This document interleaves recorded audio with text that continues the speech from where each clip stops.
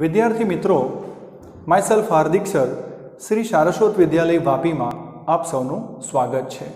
मित्रों, આપણે જનીન વિદ્યા આનુવંશિકતા વિશે ભણી રહ્યા છે, જેનેટિક્સ ભણી રહ્યા છે અને એમાં આપણે લાસ્ટ ટાઈમ ઘણી બધી વાતો કરી.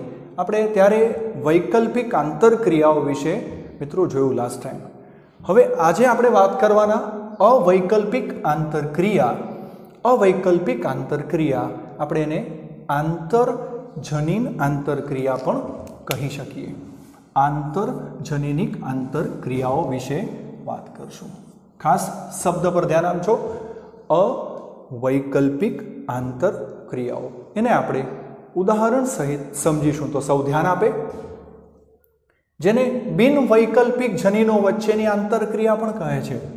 બિનવૈકલ્પિક, અવૈકલ્પિક શબ્દ એક જ છે કે અવૈકલ્પિક, બિનવૈકલ્પિક. હવે થાય શું અહીં? તો અહીં એક જનીન બીજા બિનવૈકલ્પિક જનીનને બદલે અથવા રૂપાંતરિત કરે. એક જનીન જે છે એ બીજા બિનવૈકલ્પિક જનીનને બદલે અથવા તો કંઈક રૂપાંતરિત કરે છે. એટલે આ જનીન બીજા બિનવૈકલ્પિક જનીનને કંઈક અસર કરવાનું છે. તો એને ઉદાહરણ પરથી જ આ વસ્તુનો ખ્યાલ બરાબર આવશે. તો આપણે ઉદાહરણ સહિત સમજીએ. સૌથી પહેલાં આપણે એક ઉદાહરણ લઈશું અહીંયા. એપિસ્ટેટિસ. એપિસ્ટેટિસ એ શું છે પહેલાં એ સમજીએ. કે જ્યારે એક જનીન બીજા જનીનની અભિવ્યક્તિને અટકાવે છે. એક જનીન બીજા જનીનની અભિવ્યક્તિને અટકાવે, એ જનીન બીજાના કામને કંઈક અટકાવે છે ત્યારે તેને એપિસ્ટેટિક જનીન કહે છે. અને આ જે ક્રિયા થઈ, આ જે પ્રક્રિયા થઈ એને એપિસ્ટેટિસ કહે છે. મિત્રો યાદ રાખજો, પ્રક્રિયા ઘટના જેને એપિસ્ટેટિસ કહેવાય, પણ જે જનીન આ કાર્ય કરે છે એને એપિસ્ટેટિક જનીન કહે છે. અહીંથી પ્રશ્ન આવી શકે છે મિત્રો કે એપિસ્ટેટિસ અને એપિસ્ટેટિક જનીન. તો એપિસ્ટેટિક જનીન એટલે શું? તો જ્યારે એક જનીન બીજા જનીનના કાર્યની અભિવ્યક્તિને અટકાવે છે. ઓકે, આગળ વધીએ. તો જે જનીન અભિવ્યક્તિ એપિસ્ટેટિસ જનીન દ્વારા અવરોધાય, એટલે કે જેની અટકાવનાર તો છે જ, અટકાવનાર એપિસ્ટેટિક જનીન છે, પણ જેની અભિવ્યક્તિ અવરોધાય છે તેને હાઇપોસ્ટેટિક જનીન કહે છે. તો મિત્રો યાદ રાખજો કે આ જનીન આની અભિવ્યક્તિને અટકાવે છે, તો આ જનીન એપિસ્ટેટિક જનીન છે.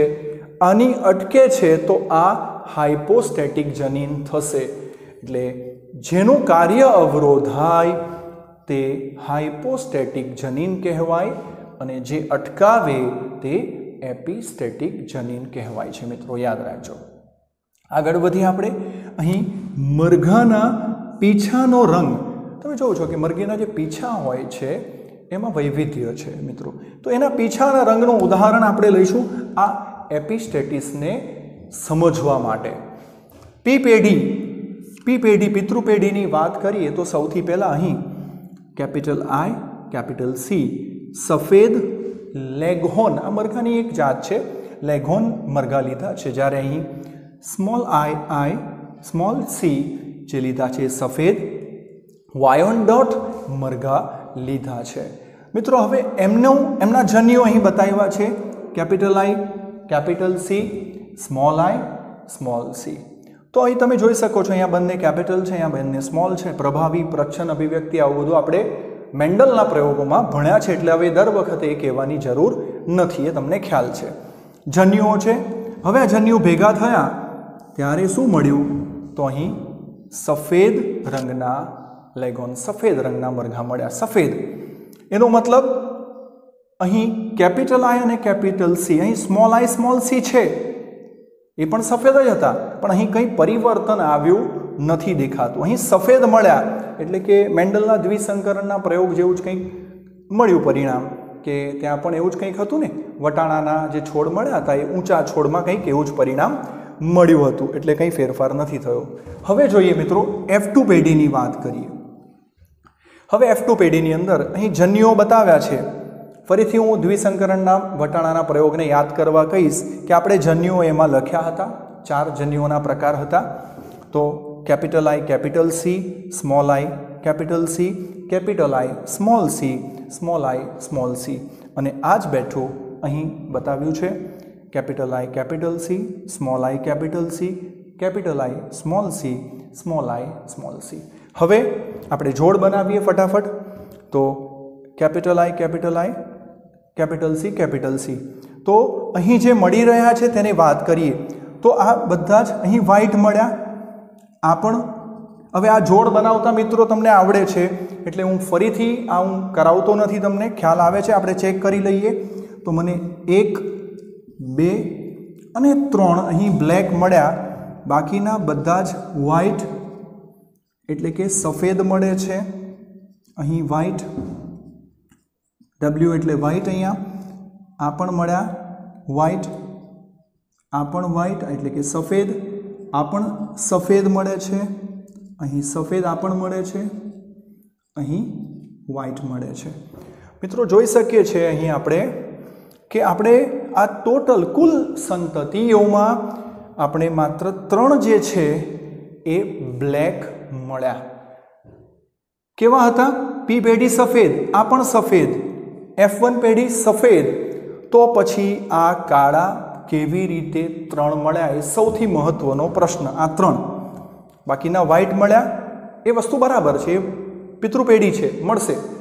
પણ આ જે બ્લેક જે મળ્યા છે એ એવું કેમ? તો આપણે જે વ્યાખ્યામાં કીધું કે એક જનીન બીજા જનીનની અભિવ્યક્તિને બદલે છે. તો આપણે હવે એ સમજીએ કે આ બ્લેકવાળામાં કયું જનીન તમને દેખાય છે એ ખૂબ ધ્યાનથી જોજો. જ્યાં બ્લેક આવ્યો કલર, મિત્રો જ્યાં બ્લેક કલર આવ્યો ત્યાં તમે જોઈ શકો છો કેપિટલ આઈ નથી, કેપિટલ આઈ નથી, કેપિટલ સી છે. અહીં જોઈ શકો છો કેપિટલ આઈ નથી, કેપિટલ આઈ. એનો મતલબ કેપિટલ આઈની અસર, એની ઇમ્પેક્ટ જે છે અહીં છે, એની એટલે એની હાજરી ગેરહાજરીની અસર છે મિત્રો. તો અહીં આઈ જનીન છે ત્યાં સુધી, આઈ જનીન છે ત્યાં સુધી સી જનીન રંગ બનાવી શકતું નથી. માટે આઈ ગેરહાજર હોય તેવી પરિસ્થિતિમાં જ અને કેપિટલ સી હાજર હોય ત્યારે જ કાળો રંગ બન્યો. મિત્રો તમે જોજો, આઈ ગેરહાજર હોય, કેપિટલ આઈ ગેરહાજર પણ કેપિટલ સી હાજર, કેપિટલ આઈ ગેરહાજર, કેપિટલ સી હાજર, કેપિટલ આઈ ગેરહાજર પરંતુ કેપિટલ સી હાજર. કેમ કેમ આવું કેવું પડ્યું કેપિટલ સી? તો કે મિત્રો અહીંયા આઈ ગેરહાજર છે પણ અહીંયા કેપિટલ સી નથી. એટલે એક વાત નોંધ કરવા જેવી છે કે આઈ ગેરહાજર હોવું જરૂરી છે પરંતુ શેની સામે? કેપિટલ સીની હાજરી જરૂરી છે. આ પરિણામને જોતા ખ્યાલ આવે છે મિત્રો. એટલે અહીં આ 3 જે મળ્યા એ વ્હાઇટની જગ્યાએ બ્લેક મળ્યા. માટે અહીં કહી શકીએ કે આઈ જનીન જે છે એ એપિસ્ટેટિક જનીન થયું અને સી જે છે એ હાઇપોસ્ટેટિક જનીન થયું મિત્રો. એટલે આઈ એ પ્રભાવી છે એટલે એપિસ્ટેટિક થયું અને સી એ પ્રભાવ અનુભવ્યો એટલે હાઇપોસ્ટેટિક થયું. તો હમણાં જ આપણે વાત કરી કે એક જનીન બીજા જનીનની અભિવ્યક્તિને અટકાવે છે ત્યારે તેને એપિસ્ટેટિક જનીન કહે છે. તો અહીં મિત્રો ખ્યાલ આવ્યો હશે તમને કે આઈ જનીન એપિસ્ટેટિક જનીન છે અને એણે કોના પર પ્રભાવ પાડ્યો? તો કેપિટલ સી જનીન પર પ્રભાવ પડ્યો એ હાઇપોસ્ટેટિક જનીન છે. અને ખાસ અહીંયા આ નોંધ યાદ રાખજો બ્લેકમાં કે કાળો કલર કેમ મળ્યો? કે કેપિટલ આઈ જ્યારે ગેરહાજર હતું પરંતુ કેપિટલ સી જનીન અહીંયા હાજર હતું, એવા જ કિસ્સામાં એ બ્લેક અહીં મળ્યા છે મિત્રો. તો ખૂબ સરસ વાત છે આ. મિત્રો આગળ વધીએ. હવે પૂરક જનીન, આપણે આગળ એપિસ્ટેટિસ વિશે વાત કરી. એપિસ્ટેટિક જનીન, હાઇપોસ્ટેટિક જનીન એટલે શું એ જોયું, એટલે એપિસ્ટેટિસ ઘટના જોઈ. હવે વાત કરવાના મિત્રો પૂરક જનીનો. પૂરક જનીન શું છે? તો ચોક્કસ લક્ષણ માટે વિષમજાત જનીનની 2 જોડ પ્રભાવી સ્વરૂપમાં હોવી જોઈએ. 2 જોડ પ્રભાવી સ્વરૂપમાં વિષમજાત જનીનની અને બે જોડનો પ્રભાવ હશે. તો ફરીથી એ ઉદાહરણ પરથી વધુ સ્પષ્ટ થશે શું કહેવા માંગે છે વ્યાખ્યા. ઉદાહરણ લઈએ, લેથિરસ ઓડોરેટસના પુષ્પનો રંગ. લેથિરસ ઓડોરેટસ મિત્રો વટાણાની જ જાત છે. આપણે મેન્ડલે ગાર્ડન પી એટલે કે ગાર્ડન પી જે એમણે પિઝમ સેટિવમનો ઉપયોગ કર્યો હતો, આ એક બીજી જાત છે લેથિરસ ઓડોરેટસ વટાણાની જ. એના પુષ્પનો રંગ જે છે એના વિશે ઉદાહરણ લઈએ આપણે. તો પી પેઢી, પિતૃપેઢીની વાત કરીએ તો પિતૃપેઢીમાં રંગીન પુષ્પ અને રંગવિહીન પુષ્પ. રંગીન પુષ્પની વાત કરીએ capital C capital C, capital P capital P. રંગવિહીન પુષ્પ સ્મોલ સી અને સ્મોલ પી છે. અહીં યાદ રાખજો. F1 પેઢીમાં જે પરિણામ મળ્યું એ રંગીન અને રંગવિહીનમાંથી મળ્યા રંગીન મળ્યા. એટલે ફરી પાછો દ્વિસંકરણનો મેન્ડલનો પ્રયોગ તો યાદ કરી જ લેવાનો આપણે. તો જોઈ શકો છો એનું બંધારણ છે capital C small C, capital P small P. મળ્યા કેવા પુષ્પ? રંગીન મળ્યા ફર્સ્ટ જનરેશનમાં F1 પેઢીમાં.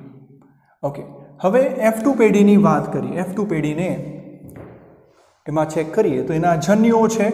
ફરીથી જન્યુઓ લખવાની રીત મેં તમને બતાવી છે. ટેબલ કેવી રીતે બનાવવાનું, સ્ક્વેર કેવી રીતે તૈયાર કરવાનું એ તમને ખબર છે.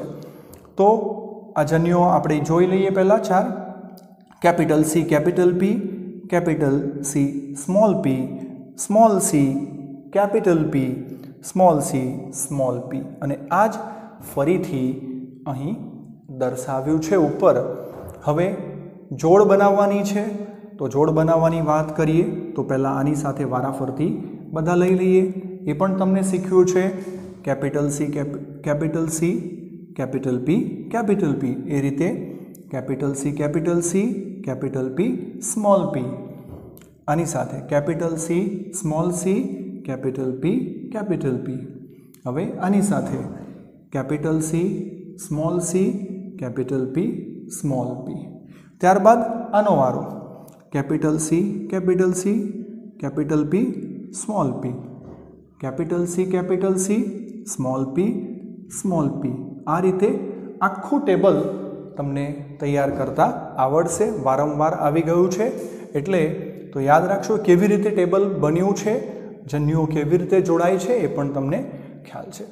હવે મિત્રો એના જે મળતા પરિણામોની વાત કરીએ તો એમાં રંગવિહીન આપણે બે વસ્તુ જોવાની છે, રંગીન અને રંગવિહીન. તો અહીંયા 1 2 3 4 5 6 7 મેં 7 જેના પર આ રાઉન્ડ કર્યું છે એ 7 રિઝલ્ટ જે છે મિત્રો એ રંગવિહીન મળ્યા છે. અને એ સિવાયના જોઈએ તો બધા રંગીન પુષ્પ મળ્યા છે. આ પણ રંગીન છે, આ પણ રંગીન છે, આ રંગીન છે, આ પણ રંગીન છે, રંગીન છે આ પણ. તો આપણે રંગીન અને રંગવિહીનને ગણતરી કરી લઈએ. 1 2 3 4 5 6 7 8 9. તો મિત્રો સ્વરૂપ પ્રકારમાં 9 જે છે એ 9 રંગીન છે અને ટોટલ 7 જે છે એ રંગવિહીન છે. 1 2 3 4 5 6 7. તો હવે આપણે શું ચેક કરવાનું છે? વ્યાખ્યાને સમજીએ અહીંયા આપણે કે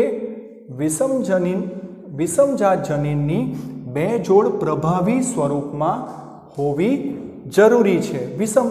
બે જોડ પ્રભાવી સ્વરૂપમાં. તો હવે જોઈએ આપણે અહીં. તો રંગીન જે છે એમાં કેપિટલ સી કેપિટલ પી બંને હાજર દેખાય છે.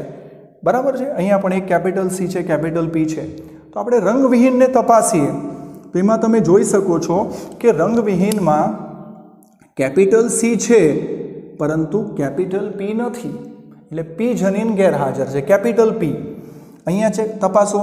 કેપિટલ સી હાજર પણ કેપિટલ પી એક પણ નથી. અહીંયા જોજો કેપિટલ પી હાજર, કેપિટલ સી ગેરહાજર. અહીંયા જોજો કેપિટલ પી હાજર, કેપિટલ સી ગેરહાજર.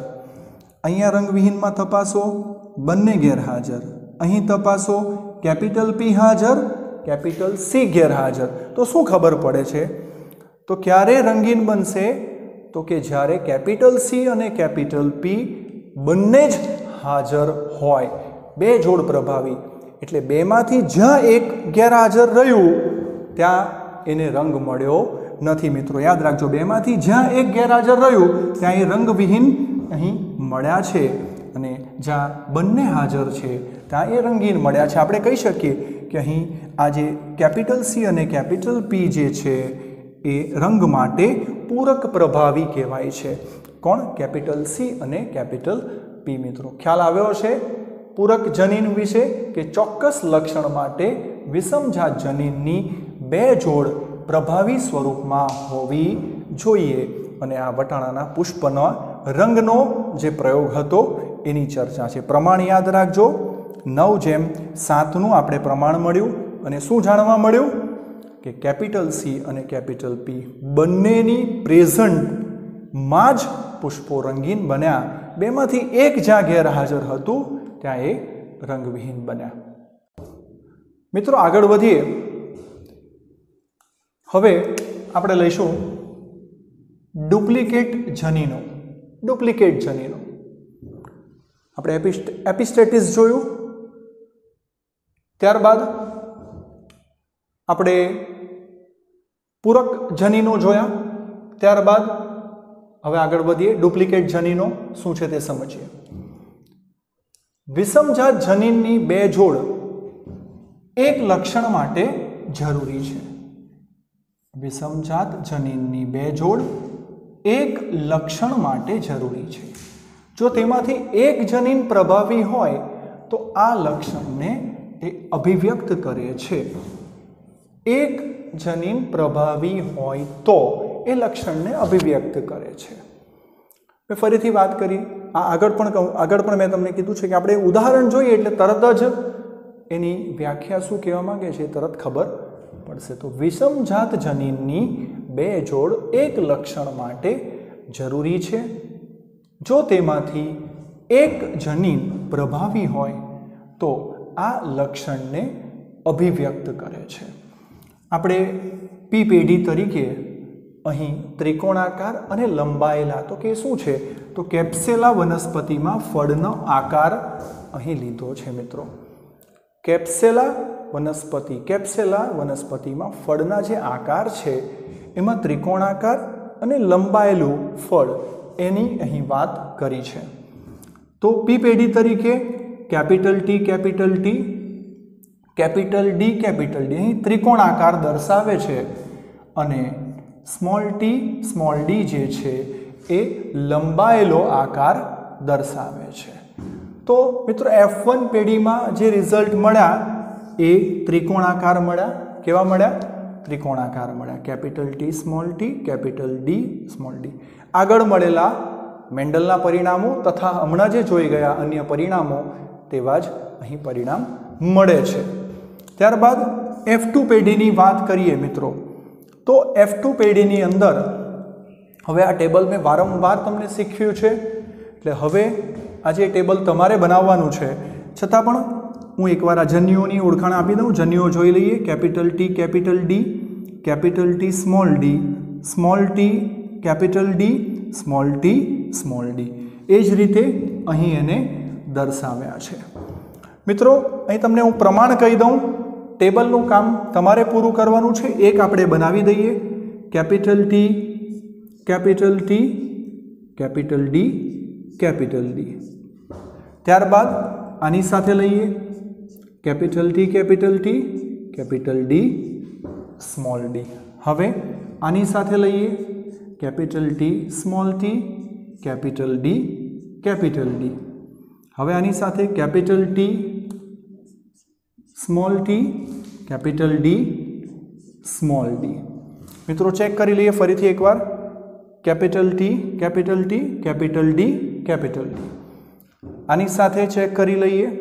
બરાબર છે. અહીં ચેક કરી લો. બરાબર છે. આ ચેક કરી લો. બરાબર છે. તો મિત્રો આ બાકીના જે છે એ તમારે જાતે અહીં બનાવવાના છે. એનું પ્રમાણ તમને હું સ્વરૂપ પ્રકાર કહી દઉં છું. મિત્રો અહીં સ્વરૂપ પ્રકાર જે છે એ ત્રિકોણાકાર 15 અને લંબાયેલા 1 એટલે કે 15:1 પ્રમાણ તમને મળશે. ગણતરી કરજો કે ટોટલ 16 રિઝલ્ટમાં 16 પરિણામમાં તમને 15:1 પ્રમાણ મળશે. એટલે 15 તમને ત્રિકોણાકાર મળશે અને 1 જે છે એ તમને કેવું મળશે? ફળના લંબાયેલા આકાર વાળું આ પ્રકારનું મળશે. Small T small T small D small D. તો અહીંયા શું જાણવા મળ્યું? કયું જનીન? તો જનીનની 2 જોડ એક લક્ષણ માટે જરૂરી છે. જો તેમાંથી એક જનીન પ્રભાવી હોય તો આ લક્ષણને અભિવ્યક્ત કરે છે. તો તમે જોઈ શકો છો જે પરિણામ તમને 1 મળશે લંબાયેલું ક્યારે મળશે? કે જ્યારે પ્રભાવી જનીન ગેરહાજર હશે, પ્રચ્છન્ન જનીન અહીં હાજર હશે, small T small T small D small D, ત્યારે તમને માત્ર ફળનો આકાર લંબાયેલો મળશે. એ સિવાયના બધા પરિણામો 15 પરિણામો તમને ત્રિકોણ આકાર મળશે. તો મિત્રો આ તમારે પૂરું કરવાનું છે. આ પ્રકારના જનીનોને આપણે ડુપ્લિકેટ જનીનો કહીશું. હવે મિત્રો આગળ વધીએ. હવે આવે છે પ્રચ્છન્ન એપિસ્ટેટિસ અને વધારાના જનીનો. પ્રચ્છન્ન એપિસ્ટેટિસ, વધારાના જનીન, સરસ મજાની વાતો છે. જનીનની એક જોડ બીજા બિનવૈકલ્પિક જનીનની અસરને બદલે તો તેને વધારાના જનીન કહે છે. જનીનની એક જોડ બીજા બિનવૈકલ્પિક જનીનની અસરને બદલે, અસર બદલે છે અહીંયા, તો તેને વધારાના જનીન કહે છે. તો જોઈએ એ અસર કેવી રીતે બદલાય છે જનીન દ્વારા. તો અહીંયા ઉદાહરણ લઈએ મિત્રો. ઉંદરમાં ત્વચાનો રંગ. ઉંદર, અહીંયા રેટની વાત છે. ઉંદરની અંદર જે ત્વચા છે, એની સ્કિન છે, એ ત્વચાના રંગની વાત કરીએ. કેપિટલ સી ત્વચાના કાળા રંગ માટે જવાબદાર છે. સ્મોલ સી જનીન આલ્બિનો એટલે કે રંગવિહીન માટે જવાબદાર છે. રંગવિહીન ઉંદર છે. ત્યારબાદ અહીં કેપિટલ એ જે છે એ વધારાનું જનીન છે. તો યાદ રાખજો, ઉંદરમાં ત્વચાના રંગની વાત છે. અહીં પી પેઢી તરીકે જે પ્રયોગો જોયા એ પ્રયોગની જે પદ્ધતિ છે એ જ પ્રકારે આવશે. એટલે હવે તમને ખ્યાલ આવી ગયો હશે. પી પેઢી તરીકે કાળો રંગ, જેમાં કેપિટલ સી સ્મોલ એ કાળા રંગ માટે જવાબદાર છે. ત્યારબાદ સ્મોલ સી કેપિટલ એ જે રંગવિહીન માટે જવાબદાર છે. તો યાદ રાખજો, કાળો અને રંગવિહીનના જનીનો. હવે F1 પેઢીમાં જે પરિણામ મળ્યું એ મળ્યા કેવા? Capital C capital A small A expected હતા, પણ એને કહેવાયા એ અગોઠી મળ્યા. અગોઠી આ એક એની જે રૂંવાટી છે એ જે એક શું કહેવાય એને જંગલના જ એક જંગલી ઉંદરો કહી શકો, જે એની રૂંવાટીનો જે રંગ છે એના અનુસંધાનમાં. તો એ અગોટી મળ્યા. તો એ અગોટી ફરીથી જ્યારે એનું સંકરણ કરાવ્યું, ત્યારબાદ F2 પેઢીમાં શું રિઝલ્ટ મળ્યું તે અગત્યનું છે સૌથી. તો આ તો એક્સપેક્ટેડ હતું. આવા જ પરિણામો આપણને આગળ જે પ્રયોગો જોયા એમાં પણ પરિણામો આવા જ મળ્યા છે. F2 પેઢીમાં આ જન્યુઓને જોઈ લઈએ. Capital C small C capital A small C small A ત્યારબાદ સેમ અહીં ગોઠવી દીધું. ત્યારબાદ કેવી રીતે તમારે જોડ બનાવવાની છે તમને ખ્યાલ છે મિત્રો બધાને. તો હવે આ જ્યારે જોડ બનાવી દીધી ત્યારે એમાં 3 જે છે એ બ્લેક મળ્યા. કુલ પરિણામ જે સ્વરૂપ પ્રમાણ મળ્યું 9:3:4 પ્રમાણ મળ્યું. 9 આ પરિણામ યાદ રાખજો, પ્રમાણ 9:3:4, જેમાં અગોટી 9, કાળો 3 અને રંગવિહીન 4. તો અહીંયા બ્લેક જે મળ્યા એ 3 છે, રંગવિહીન જે છે કુલ 4 છે, અને એ સિવાયના જે છે એ બધા જ કેવા છે? એ સિવાયના બધા જ અગોટી. હું લખતો નથી, ખ્યાલ આવી ગયો કે આના સિવાયના બધા જે છે એ અગોટી છે. તો મિત્રો પ્રમાણ યાદ રાખજો, 9:3:4 પ્રમાણ. તો હવે આપણે સમજવાનું કે આ પ્રમાણ કેવી રીતે આવ્યું. તો અગોટી મળ્યા એમાં જોઈ શકો છો તમે કે કેપિટલ સી કેપિટલ એ હાજર છે, એટલે એ કેપિટલ સી અને કેપિટલ એ દરેક જગ્યાએ અગોટીમાં હાજર છે. આપણે અગોટી માટે દરેકમાં સંજ્ઞા એ લખી દઈએ એટલે તમને ગૂંચવાડો નહીં થાય. અગોટી માટે એ લખી દઈએ. આ બધા જ જે છે એ મિત્રો કેવા છે અગોટી? તો 1 2 3 4 5 6 7 8 9. કાળા 1 2 3 અને રંગવિહીન 1 2 3 4.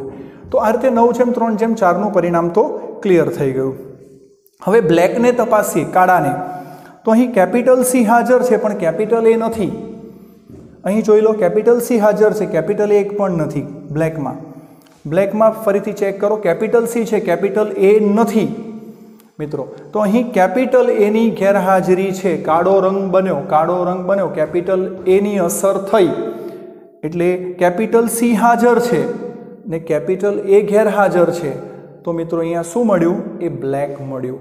અહીંયા રંગવિહીનમાં તપાસો, રંગવિહીનને તપાસો જોઈએ. તો રંગવિહીનને તપાસીએ તો કોઈ પણ જગ્યાએ કેપિટલ સી નથી, એ છે. અહીંયા મળે જ નહીં, કારણ કે એ તો સ્મોલ સી છે. છેલ્લું પરિણામ ચેક કરી લો, સ્મોલ સી અને સ્મોલ એ એટલે તો રંગવિહીન મળ્યું.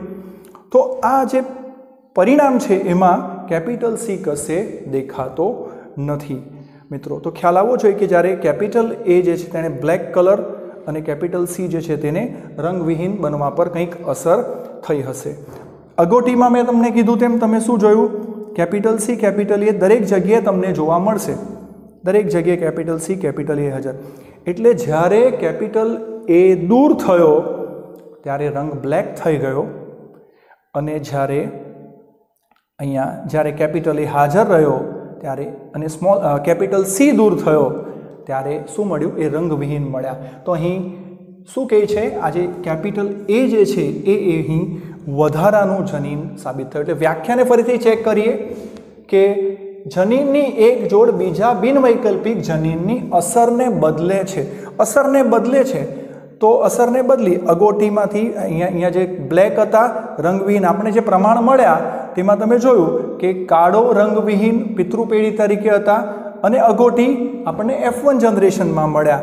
તો એમાં શું ફેરફાર થયો કે ત્યારે આપણે આની અંદર બ્લેક રંગવિહીન અને અગોટી મળ્યા. તો આ અસરને બદલવા પાછળ જવાબદાર આ એ જે વધારાના જનીન છે એણે અહીં અસર ખાસ કરી. પ્રમાણ મિત્રો ખાસ યાદ રાખજો, પ્રમાણ 9:3:4 પ્રમાણ અહીં મળે છે.